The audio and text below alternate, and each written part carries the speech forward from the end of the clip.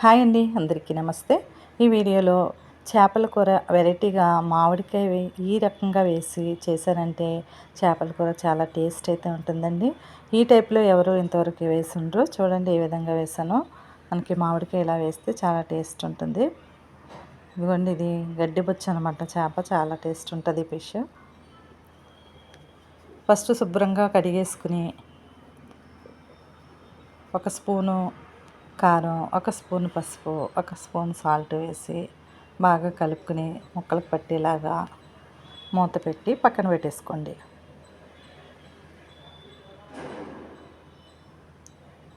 దీనికి ఇదిగోండి, ఒక మామిడికాయ, 2 ఉల్లిపాయలు, 6 పచ్చిమిర్చి తీసుకున్నాను. అయితే నేను ఇది మిక్సీ పట్టట్లేదండి, చాప్ చేశాను అనమాట. చాలా చిన్నగా కట్ చేసుకోవాలి. మామిడికాయ ముక్కలు కూడా ఈ విధంగా చిన్నగా కట్ చేసుకోవాలి. తర్వాత స్టవ్ వెలిగించుకుని కడాయి పెట్టుకుని ఆయిల్కి మనకి కర్రీకి సరిపడా ఆయిల్ వేసేసుకోవాలి. కొంచెం నూనె ఎక్కువే వేసుకోండి, ఫిష్ కర్రీ కదా. నూనె బాగా వేడెక్కిన తర్వాత పచ్చిమిర్చి వేసుకోండి. తర్వాత చిన్నగా తరిగి పెట్టుకున్నటువంటి ఉల్లిపాయలు వేసుకుని ఫ్రై చేసుకోవాలి.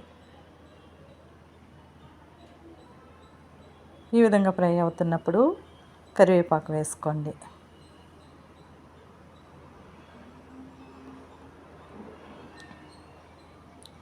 ఈ విధంగా మనకి ఉల్లిపాయలు మగ్గిన తర్వాత రుచికి తగినంత సాల్ట్ వేసేసుకోండి.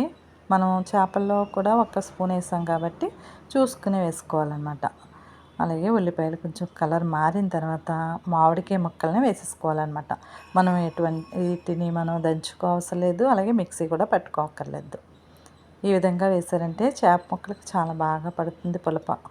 చూడండి, ఇది ఈ విధంగా మూత పెట్టి 2 నిమిషాలు ఉంచారంటే చక్కగా మగ్గిపోతాయండి మామిడి ముక్కలు. మనకి పులుసులోకి బాగా కలిసిపోతుంది అనమాట. ఇప్పుడు కర్రీకి సరిపడా ఒక 3 స్పూన్ల కారం వేసాను, 1 స్పూన్ పసుపు వేసాను.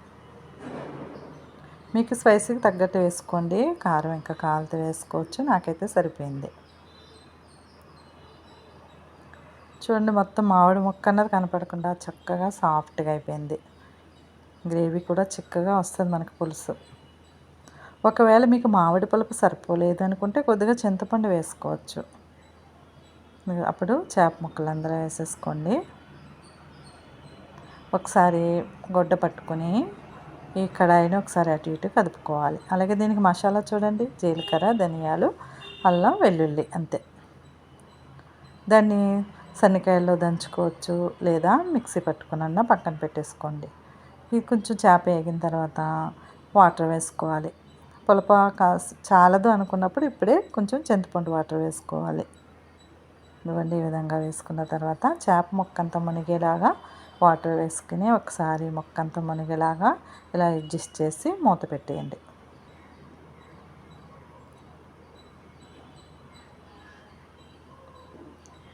తర్వాత ఈ విధంగా పులుసు మరుగుతూ ఉన్నప్పుడు మనకి పులప, అలాగే ఉప్పు, కారం అన్నీ సరిపోయినాయో లేదో చూసుకోవాలన్నమాట. సరిపోకపోతే మీరు ఇప్పుడే వేసుకోవచ్చు. అలాగే ఇంక ఎగిరిపోతుంది కదండి, ఎగిరే తర్వాత మనం మసాలా అనేది వేసుకోవాలి.